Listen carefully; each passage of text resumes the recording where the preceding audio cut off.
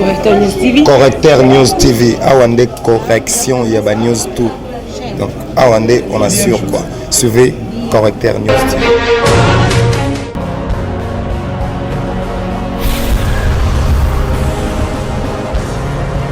S'abonner massivement Correcteur News avec Yemoko Rachou,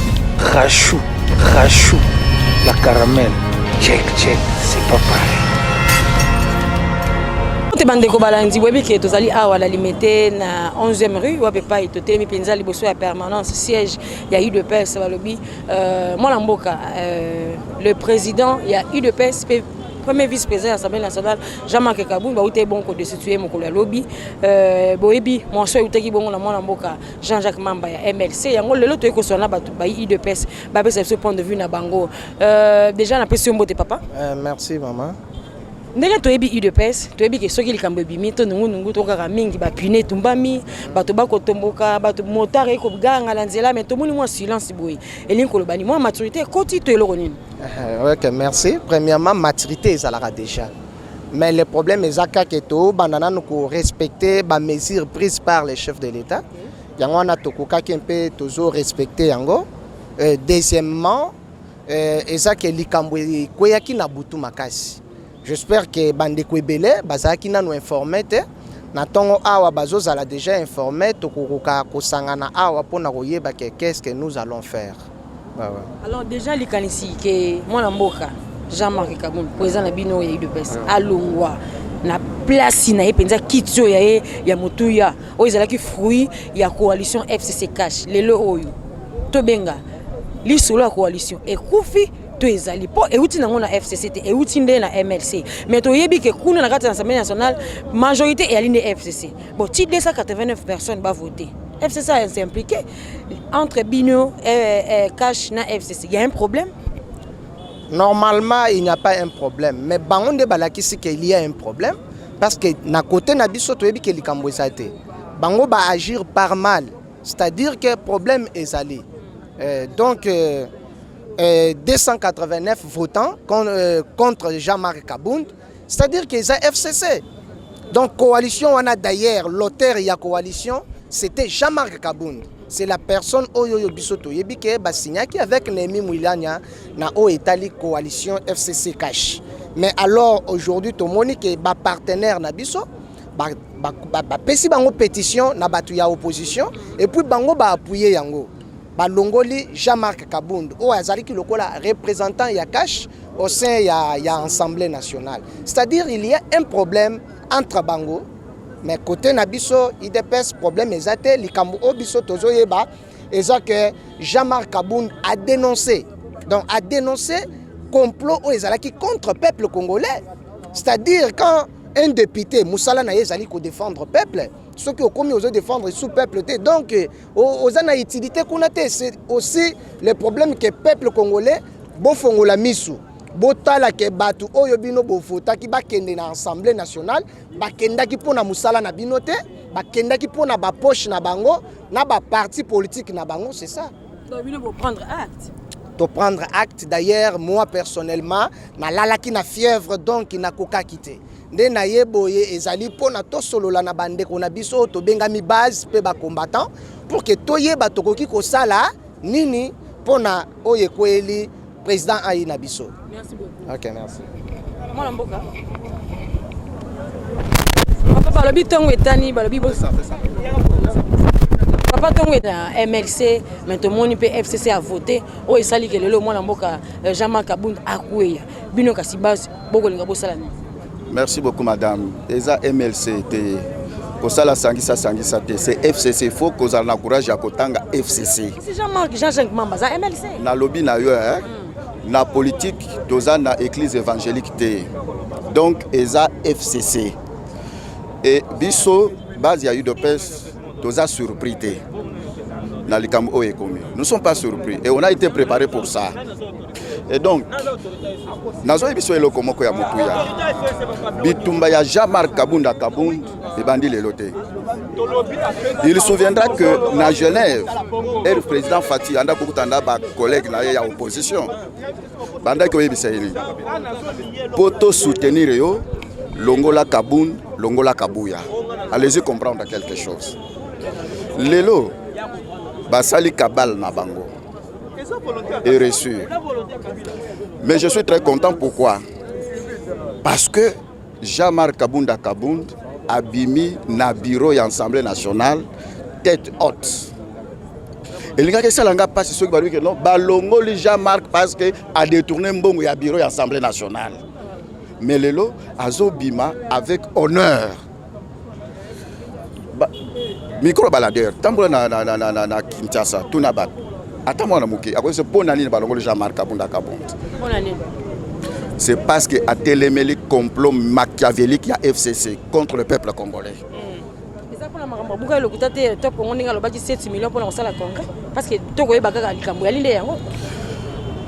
Pour le 7 millions, mais je vais vous révéler quelque chose.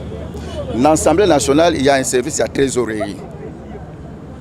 Moussali a questé l'Assemblée nationale Israël. Quand on cite Makamboya Mbongo dans l'Assemblée nationale, Moutoua Aloban Likamboya enquête Ezangaï, il aurait fallu commission disciplinaire de l'Assemblée nationale, Babingi sa Jean-Marc.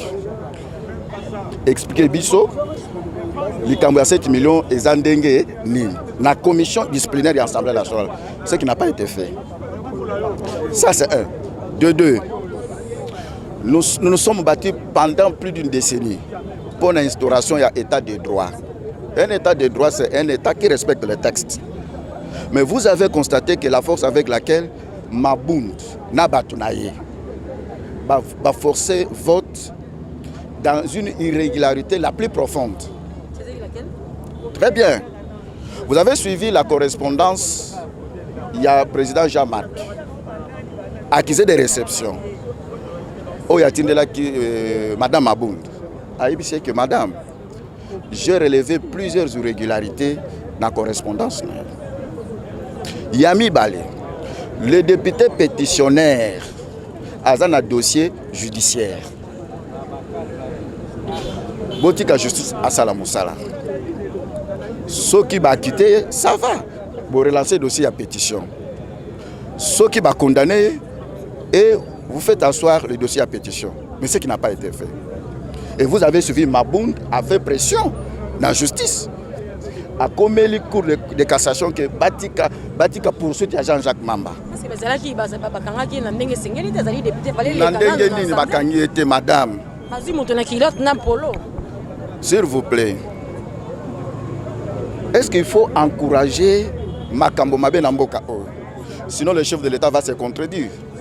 La campagne, le mot d'ordre et chef de l'État dans la campagne, c'est l'instauration d'un état de droit.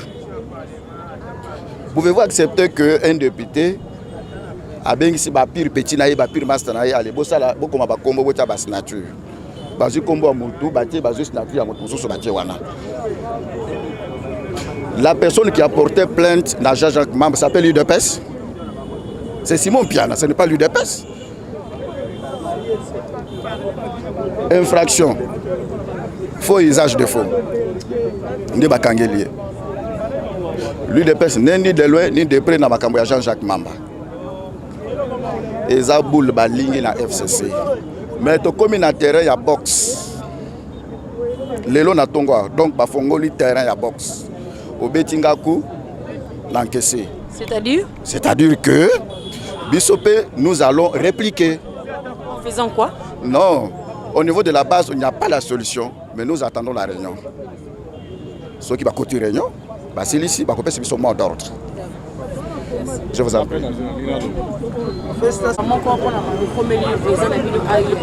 Jean-Marc Kabund, et puis il y a un bino base, il y a un nini obini bokanisi pena ko sala na mambo elikia. Est-ce que kolongola mwana mboka Jean-Marc Kabund président de l'Assemblée nationale, deux premiers vice-premiers présidents de l'Assemblée nationale, ba ko kanisa ko tia nani na place naï? Bon, merci beaucoup madame. On a ngai na sepeli makasi makambo basali.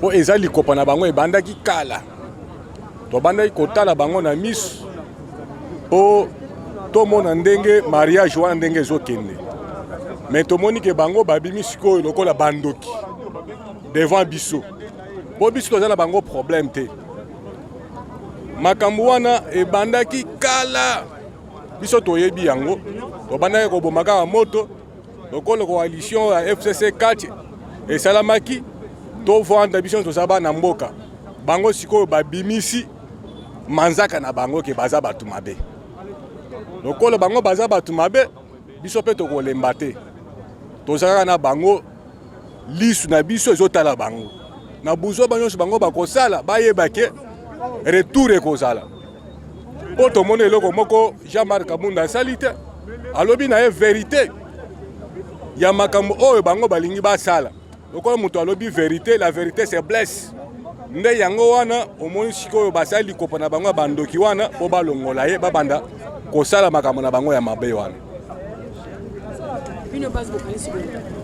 mpona biso base tozoseka bango epuis basali biso bien basali biso bolamu ya makasi bango bavanda kaka ndenge bavandi wana mais basala selon volonté ya peuple soki toyoki bango ata mwa nungunungu moko boye ke basali boye bayebake biso tokotelemela mpe bango nde tolobaka alors point de vue nekozala nini par rapport ya destitution ya mwana mboka Jean-Marc Kabunda na poste na ye ya premier vice-président de l'Assemblée nationale.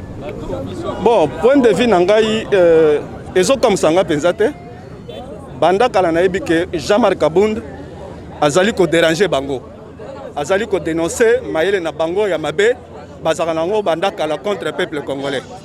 Alors baluki partout les moyens ya kolongola ndeko wana na place wana ezokamwisanga mpenza te. Alors biso base lelo toye kokutana awa toyoka bakonze na biso bazokota na réunion kala te basolola bapesa biso mot d'ordre nini tokoki kosala. Alors vous comme ça la lecture nini ya komona avant vote ya lobby mwana mboka présidente de l'Assemblée nationale Janine Mabunda akende kokutana na président Félix Antoine Tshisekedi Tshilombo et après tout mon vote salami et to occuper les suka kiboni 289 votants et mwana mboka Jean-Marc Kabunda akwei. C'est flou hein. Yo moko zo poser question là je pense que vous avez déjà la réponse. Imaginez Janine Mabunda ke komona président de la République. Jean-Marc Kabunda zanani azali lisu ya cash na kati ya Assemblée nationale. Je crois que le président abengaki Mabunda parce que ayokaki déjà babiloko wana basololaki mais ngai moko na comprendre que lokola Mabunda azwaki déjà mot d'ordre ya autorité immorale na bango atosi yango na kodefier président de la République.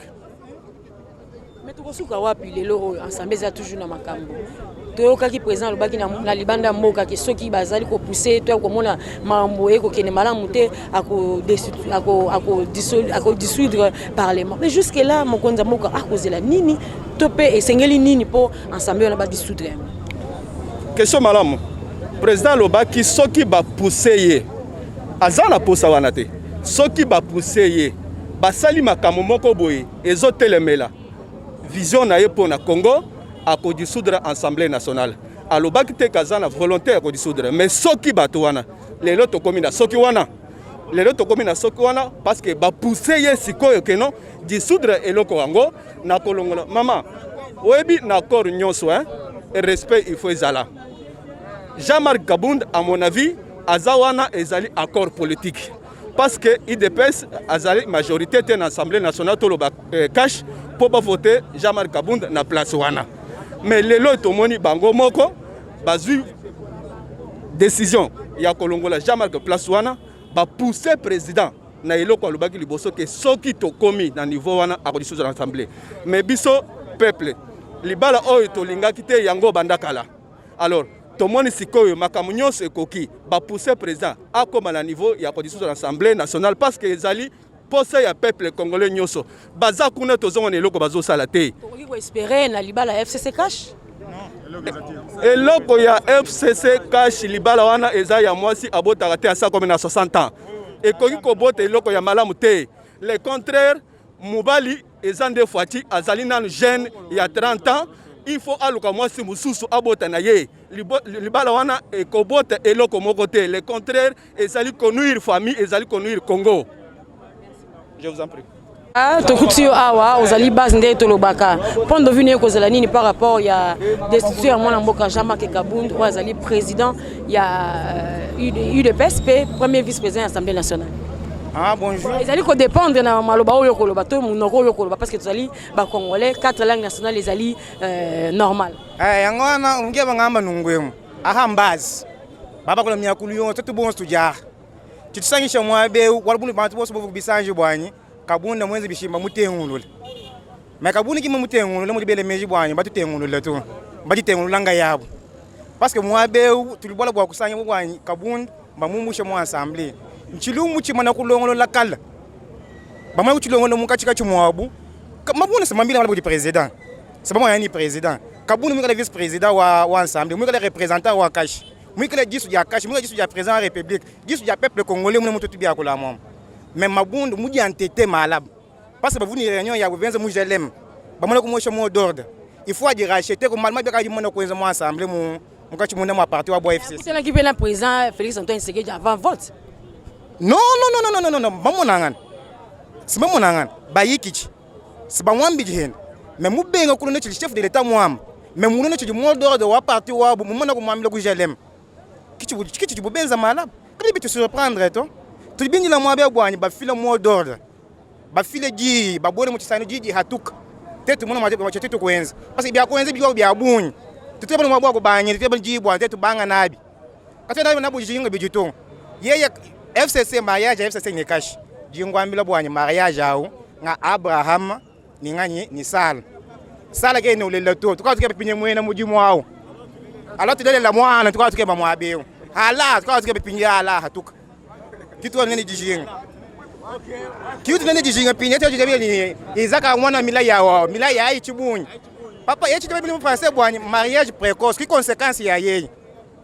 Mukashika yimubobo mukashika yimunya mushini uli osomini bana. Kayimanya mushini ga kusoma kujibaka. Tutsomene ne bwachinga. Et d'abord ba tu ridiculiser. C'est ça c'est manque de respect envers le peuple congolais. Manque de respect envers le chef de l'État. Donc ba tu déconsidérer mushini mwabwani. Mais mon âge muito mungile mo bon né à moins que tu vérifies mon adena quand tu vérifies ba komanya bwani mbana beto ngimana beto. Ah merci beaucoup. Papa okoloba langue nini parce que langue nationale les alliés obligés les officiels okoloba langue aux alliés à l'aise. Téléphone lo ba lingala po ba to FCC bayoko. D'accord, merci. On devine aux années par rapport à toi qui le lo mwana mboka Jean-Marc Kabund akoyi azali sous premier vice-président de l'Assemblée nationale. Bon, biso toyebaki déjà que faut basala makambo wana.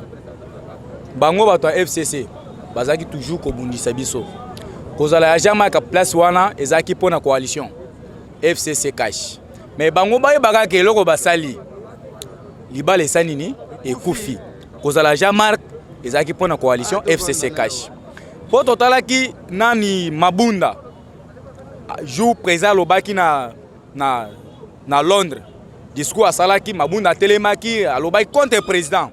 To mona ki réaction à mutu moko te abimaki pour que à défendre que Mabunda lobi mabe.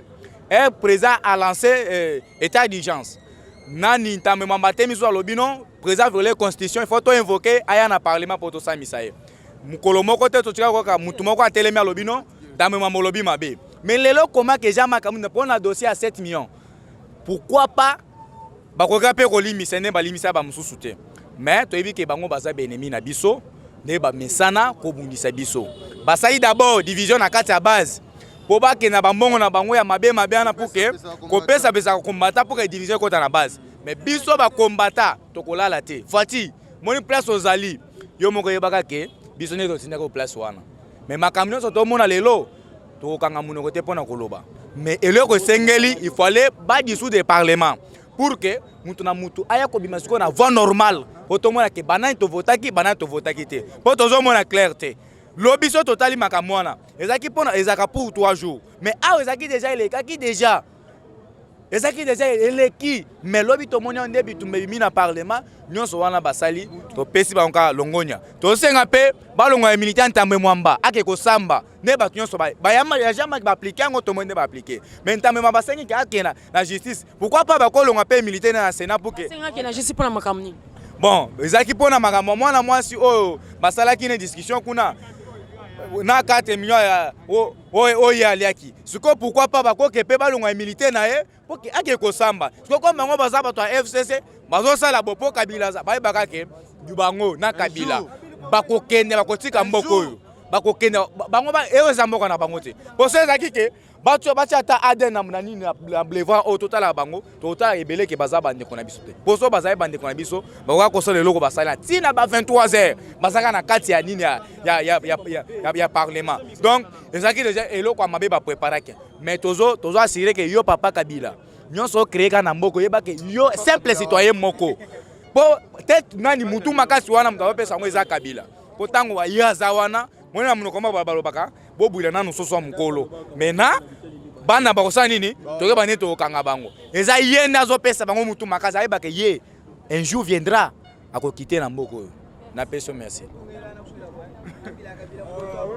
Oui papa, likanisi kozala nini komona mwana mboka président ya UDPS Jean-Marc Kabound balongoli ye et puis monso utaki nango na MLC boni likambo FCC koti na kati parce que 289 votants pour sous-entendre que bata FCC baza na kati. Maman wana vraiment yo ozomona ngo eloko wana vraiment ozomona ngo vraiment ndengo ozomona ngo lelo oyo yeba ke batu ya FCC na batu ya Lamuka bazalaka batu moko ndengo omonaka vraiment bamburiaka batu boye o biso batu ya Lamuka o vérité désir na boye bazalaka batu moko lelo o kolongola Jean-Marc Kabound vraiment na nini na parlement biso ba combattant kutu vraiment tozomona ngo eloko te parce que rien ne change. Jean-Marc nde muntu asali ke non mariage à FCC na cash ezala ndenge za wana mboko oyo eza ya bato wana te. Nous tous nous sommes les Congolais toza ba ayant droit na kati ya mboko oyo mutu mususu te aye kotika nanu moninga na mboka ya Congo awo mutu nyonso vraiment aza na liloba koloba na kati ya mboko oyo eloko moko ya pamba o vraiment boko vanda bo vraiment bo discuter yango botiki bango bake ko sangana balache Jean-Jacques Mamba pour akenda vraiment ko lever motion wana pour ba suspendre Jean-Marc Kabound biso vraiment to moni yango eloko te bato ya FCC bayeba ke non bazui essence basali nini bachena na moto po moto esala nini moto emata biso ba kombata to kotika yango te makambo to monaki yango déjà kala to yeba ke non libala ya biso na bango ekosala nini ekopanzana muntu asala ke libala wana ezala se Jean-Marc Kabound parce que yo so bali mwasi lelo oyo bengani mwasi yo ozana basemeki na baleki ya mwasi na ndako so bengani mwasi basemeki na yo bakotikala na ndako te so bengani mwasi basemeki na mwasi bakosala nini bakokende c'est pour cela Jean-Marc azwi bisaka na ye na bakor na ye ndenga asalaki yango asali nini akamati nzela asali nini akei oso comprendre biso bakombata tozomona ngo eloko te oso comprendre eloko te vraiment biso kutu tosepeli ndenge libala wana edaye ok.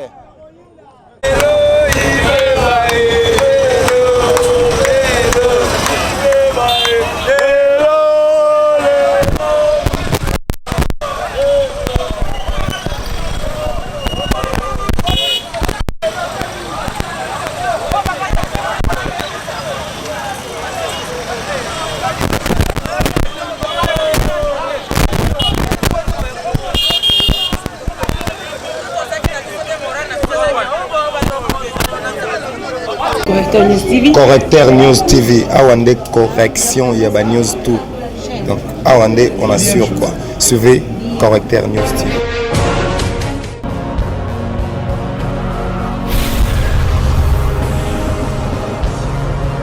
S'abonner massivement. Correcteur News avec Yemoko Rachou, la caramel. Check, c'est pas pareil.